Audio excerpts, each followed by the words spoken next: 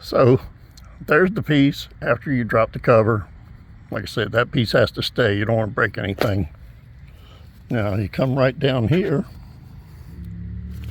You turn my light on. Okay, so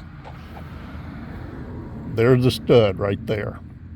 It's about 1/16 of an inch away from the gas tank. So I can see how that could be a problem. I'm not going to cut it off, but I'm going to take a pair of vice grips and break it right off. I'm pretty sure I can do it. If not, I'll take a hacksaw blade. We'll see how that goes. And the stud is gone. As you can see, now I can get my hand up in there. There's a little spot. Yeah, there it is right there.